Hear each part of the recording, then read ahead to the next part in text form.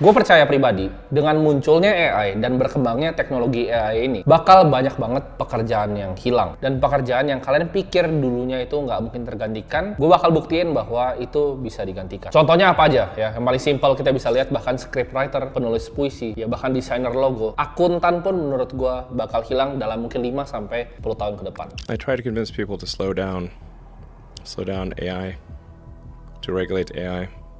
I tried for years. Gue sempat bikin thread di Twitter terhadap investasi di cryptocurrency. Jadi kalian bisa lihat di sini nih. Ini gue bikin threadnya lumayan panjang. Dan abis itu thread ini gue share di Instagram story gue. Lalu responnya banyak banget yang DM gue bahwa gila, Twitter lu bermanfaat banget. Itu isinya bagus banget dan super informatif. Tapi kalian tahu nggak? Itu bukan gue yang nulis. Jadi Twitternya itu bukan gue yang nulis, tapi itu AI atau chatbotnya OpenAI, yaitu ChatGPT. ChatGPT ini adalah sebuah chatbot yang di-develop sama OpenAI. Dia nge-reach 1 juta user dalam waktu 5 hari. Lebih cepat dibanding Instagram, Facebook, Pinterest, dan Netflix digabungin. Cepat banget dia untuk reach 1 juta user pertamanya. Nah, gue percaya ya dalam 5-10 tahun ke depan, proxy investasi yang terbaik itu justru ada di bidang artificial intelligence. Nah, kita lihat, kan tahun 2020-2021 itu ada tren namanya DeFi atau Decentralized Finance. Ini adalah yang bikin bank itu jadi nggak berguna, semuanya peer-to-peer antara user ke user. Bunganya bisa lebih tinggi, fee-nya bisa lebih rendah. Intinya, hal ini nggak disrupsi traditional finance. Nah, kita lihat juga internet pada awal munculnya era internet itu merevolusi distribusi informasi, di mana orang dulu susah cari informasi, harus lewat kertas, harus lewat brosur, sekarang bisa diakses lewat klik di internet. Nah, ini adalah era yang baru. Kalau internet itu dengan distribusi informasi yang dilakukan apa? Memperluas pekerjaan. Jadi pekerjaan yang tadinya nggak bisa remote, jadi bisa remote. Orang bisa lewat Zoom, orang bisa lewat Google Meet. Orang yang kerjanya itu nggak usah ketemu face to face itu udah bisa. Kerja di Indonesia tapi tinggal di Jepang, kerja di Jakarta tapi tinggalnya di Bali. Itu yang dibikin sama akses dari internet. Justru memperluas lapangan pekerjaan. Sedangkan yang dibuat sama AI ini berbalik dengan internet. Bukan memperluas, tapi mempersempit lapangan pekerjaan. Dan di sini gue ngelihat disrupsi paling besar yang akan terjadi dalam sejarah manusia. Kalian bayangin kalau semua pekerjaan udah digantikan dengan artificial intelligence dengan lebih efisien, lebih murah, dan lebih cepat ya. Jadi nggak perlu orang lagi. Satu AI bisa kerjain yang dikerjain sama 1000 orang dengan lebih cepat dan lebih efisien. Istilah pertama artificial intelligence ini pertama disebut oleh college professor John McCarthy tahun 1956. Mereka adalah sekelompok saintis yang mengeksplorasi kemungkinan terciptanya mesin yang bisa berpikir ini. Pada 1943, sejarah awalnya, Warren dan Walter Pitts mengeluarkan paper tentang logical calculus dan juga konsep awal dari artificial neural network. Jadi ini konsep yang sebenarnya udah lama ya. Ini konsep dari tahun beberapa dekade yang lalu. Nah, bagaimana sebuah kepintaran mesin ini diukur ya? Jadi ada namanya Turing test yang dibuat sama Alan Turing. Jadi kalau kalian pernah nonton filmnya, waktu itu pernah ada yang cara dia pecahin kode untuk bikin komputer pertama, imitation game namanya. Alan Turing ini yang menciptakan Turing test. Jadi maksudnya apa? Kalau misalnya kita berinteraksi sama mesin, kita ngomong sama mesin, tapi kita nggak tahu yang kita ngomong itu mesin, itu artinya udah lolos Turing test. Berarti dia udah punya pemikiran sendiri, yaitu udah sentient being, yaitu artificial intelligence. Pada tahun 1969 diciptakan chatbot pertama namanya Eliza. Jadi sebenarnya chatbot itu bukanlah hal yang baru, tapi udah ada dari tahun 1969. Nah, pada 1997, Deep Blue Chess AI-nya IBM itu ngalahin juara dunia catur, yaitu Garry Kasparov. Jadi, progresnya cepat banget. Dari tahun 1943 pertama konsepnya muncul, sampai 1997, IBM udah bisa keluarin komputer yang ngalahin Garry Kasparov. Menurut gue pribadi, chatbotnya ChatGPT ini bisa ngalahin search engine-nya Google ke depannya. Jadi, orang udah nggak ada yang pakai search lagi, tapi semua cuma tanya sama AI. Jadi kalian mau tanya apapun itu bisa dijawab sama dia. Ini sebenarnya bagaikan Pandora Box yang baru aja dibuka ke publik. Sebenarnya teknologi ini udah ada ya dari zaman-zaman dulu, dari mungkin 4-5 tahun belakangan, tapi ini pertama kali dibawa ke publik dan bisa diakses sama publik. Publik bisa ngerasain gimana caranya memanfaatkan artificial intelligence untuk pertama kali. Kalau bedanya apa antara search engine dan ChatGPT ini? Kalau misalnya search engine itu kalian cari misalnya gimana caranya masak ya, dia kan keluarin link doang. Sedangkan di ChatGPT ini kalian bisa tanya semuanya ya, kalian benar-benar bisa tanya semuanya. Dia bisa jelasin konsep ya, konsep-konsep yang kalian nggak bisa cari di Google. Kalian bisa suruh dia untuk nulis puisi, bahkan nulis buku. Kalian bisa suruh dia untuk coding, bahkan bikin thread Twitter yang kayak gue tunjukin tadi. Itu benar-benar fully generated by ChatGPT seperti kalian lihat di sini. Ya.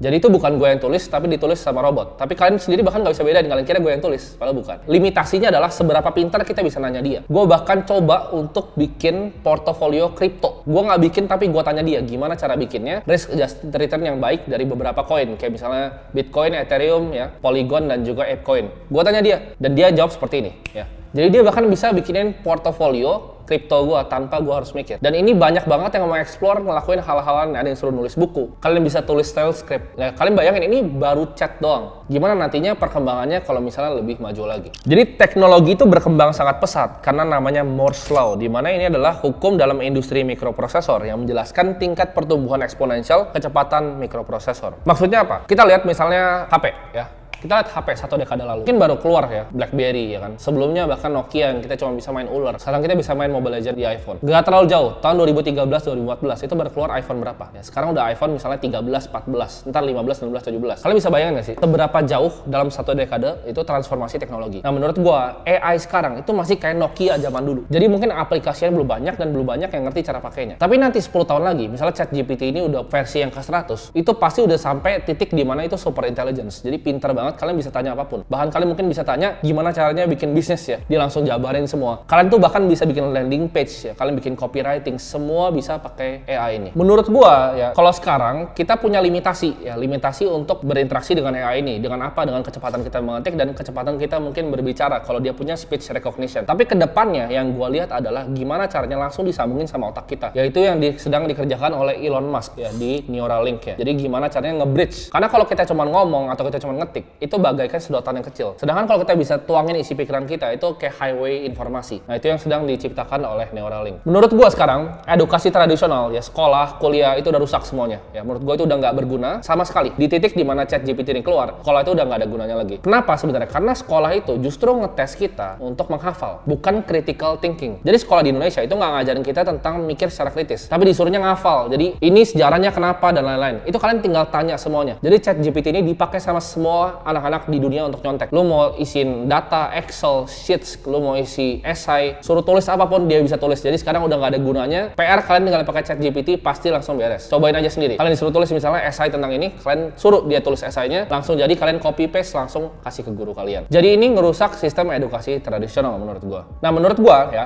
AI itu nggak cuma akan ada di dunia digital, tapi akan ada di dunia fisik. Maksudnya apa? Kita lihat Tesla bot yang lagi di-develop sama Elon Musk. Kita lihat misalnya perkembangan Boston Dynamics robotnya dari tahun 2011 ya. Dia jalan di batu aja jatuh robotnya. Itu 2011. Sekarang 2022 udah salto-salto ya. Udah lebih jago dari manusia robotnya. Jadi ini perkembangannya ke depan masih cepat banget dan menurut gua ini akan masuk ke dunia fisik kita juga. Nah, ini menurut gua bakal banyak banget kehilangan pekerjaan karena digantikan sama AI ini. Dan ini tergantung kitanya ya. Kita mau takut dengan ini ya, teknologi, kita mau takut dengan teknologi yang akan terus berkembang pesat ke depannya atau kita mau ambil bagian dalam teknologi ini. Kita manfaatin ya. Bahkan kita berinvestasi di dalam teknologi ini. Ini buat dapat kalian sedikit konteks ya seberapa jauh AI kita. Ini adalah personal assistant dari Google ya. Kalian harus nonton klipnya ini. Ini dari tahun 2018. So how can I help you? Hi, I'm calling to book a women's haircut for a client. I'm looking for something on May 3rd. Sure, give me 1 second. Sure, what time are you looking for?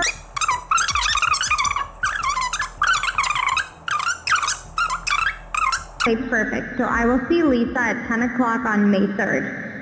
Okay, great. Thanks. Great. Have a great day. Bye. Nah, kalian bayangin nggak sih? Itu orang bahkan nggak bisa bedain antara itu orang atau robot lagi ya. Jadi dia bisa jadi personal assistant, bisa booking waktu segala macam. Jadi PA itu bisa digantikan semua sama artificial intelligence. Tapi kalian coba pikir, use case-nya dari ini apa? Kalian bayangin nggak sih kalau misalnya dia sales call gitu, dia jadi sales, misalnya Hyundai pakai dia untuk jual mobil, sales Hyundai, dia bisa telepon orang dan dia punya data udah kayak main catur gitu lawan Garry Kasparov. Dia udah tahu orang tuh bakal beli kalau ngomong ini, bakal nggak suka kalau ngomong ini, dan dia udah latihan terus sama dirinya sendiri ratusan juta kali diputer-puter. Dia bakal jadi sales terbaik yang ada di dunia, tapi bisa jalan 24 jam dan nggak usah ada orang lagi. Jadi nggak usah ada sales lagi 20 orang di telepon, nggak perlu, cuma satu aja dia bisa telepon semua orang, ngomong sama semua orang. Atau bahkan misalnya investasi ya, trader aja bisa hilang gitu. Bayangin AI ini udah jadi trader, dia bisa backtest semua strateginya ratusan juta kali ya. Udah cari semua probabilitas untuk trade yang paling baik. Bisa hilang juga trader bahkan di dunia finansial. Mungkin ujung-ujungnya semua akan market jadi efisien karena semuanya dikontrol sama AI dan akhirnya hipotesa Eugene Fama akan efficient market hypothesis itu jadi kenyataan. Nah, kalian mungkin tanya ya, urutan pekerjaan yang bakal dibantai sama AI itu apa aja? Ini pandangan gue pribadi. Pertama yang fisik ya, yang pakai fisik. Kalian misalnya jahit-jahit baju itu udah pasti hilang lah. Mungkin 10 tahun udah nggak ada lagi. Itu yang pertama. Yang kedua itu yang low skill level. Low skill level tuh apa maksudnya? Akuntan. Kalian pikir, oh tapi akuntan nggak bisa pakai robot. Ini yang gue ngomongin tuh AI, bukan robot ya. Robot itu adalah kalian tanya, udah ada specific set of answer dari jawaban robotnya. AI ini enggak. AI itu bisa mikir sendiri ya. Jadi akuntan tuh pasti akan gampang banget digantiin sama AI. Itu akuntan. Itu low skill level. Nah, high skill level itu mungkin bisa digantiin juga. High skill level maksudnya apa? Kalau low kan akuntan. High skill level tuh misalnya bisa jadi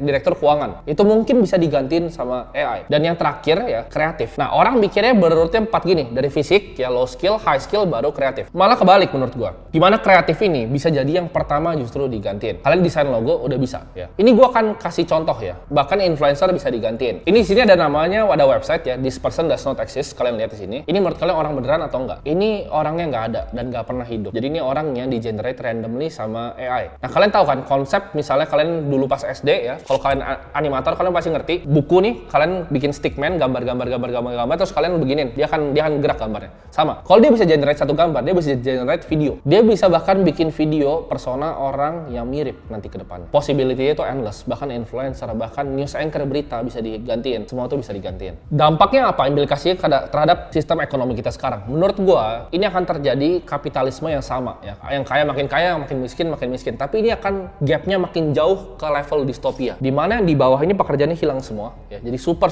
miskin, dan yang kaya ini yang ngerti cara pakai AI, yang ngerti cara tap in ke super intelligence ini jadi super kaya. Ini gapnya akan nge-bridge jauh banget antara yang kaya dan yang miskin dalam 10 tahun ke depan. Menurut gua ini adalah kesempatan terbaik untuk kita mulai cari proxy investasi di mana kita bisa berinvestasi di teknologi ini sedini mungkin. Itulah kenapa sebenarnya gua suka dengan dunia cryptocurrency, karena dunia kripto itu banyak memfasilitasi kita untuk masuk project-project yang berbasis AI. Nah, kalian mungkin tanya, project-project kripto apa yang berbasis AI yang paling bagus ya kan? Ini juga mungkin pertanyaan yang gua tanya sendiri. Jadi daripada kita pusing pikir, gua tanya aja sama AI-nya. Jadi ini list yang gua tanya dan dikasih. Ini adalah top 5 market cap kripto yang berdasarkan AI. Ini gue nggak tahu project akan bagus ke depannya. Ini yang disarankan sama AI. Jadi kalian mungkin bisa explore, tanya-tanya cara bikin portofolio, cara bahkan belajar apapun lah. Kalian bisa tanya dan kalian coba bisa explore sendiri. Jadi menurut gue, make sure kalian jangan jadi pekerja yang low skill level ya. Kalian harus tingkatin skill kalian biar kalian nggak bisa digantikan sama artificial intelligence ke depannya.